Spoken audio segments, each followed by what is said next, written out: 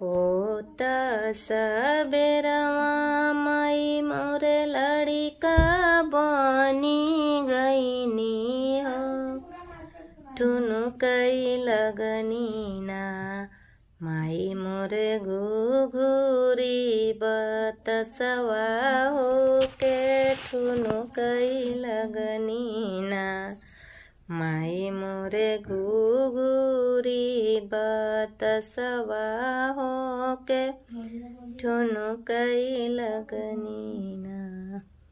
होता दोपहरवा माई मोर सयनमा बनी गईनी हो के, झारई लगनी ना हो के, झारई लगनी ना माई मोरे लाम्बी लाम्बी केसिया हो के, झारई लगनी ना माई मोरे लाम्बी लाम्बी केसिया हो के, झारई लगनी ना।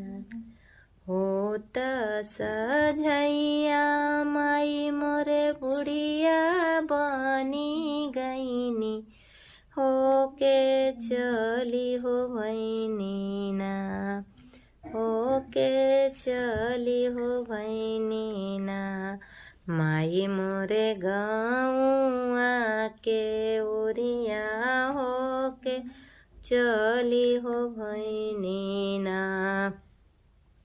माई मोरे गाँवा के ओरिया हो के, चली हो भैनी ना।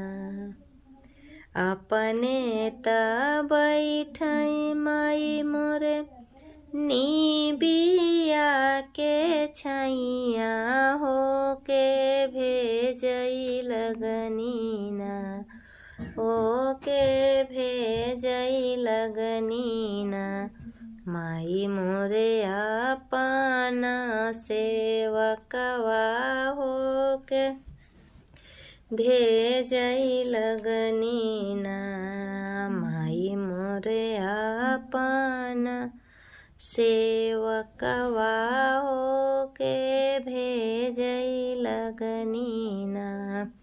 देखिया वह सेवक हो गाँवा का पूजवा हो के, कैसे होला ना सेवक गाँवा का पूजवा हो के, कैसे होला ना।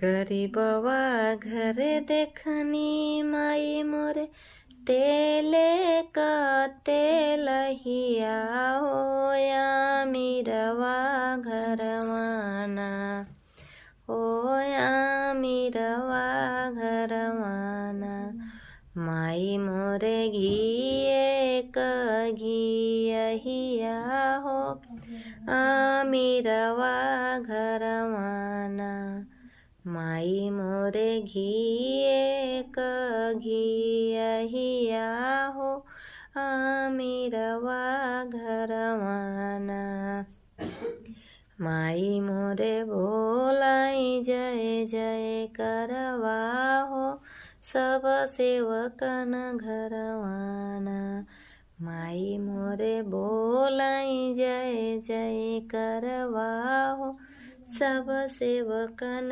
घरवाना।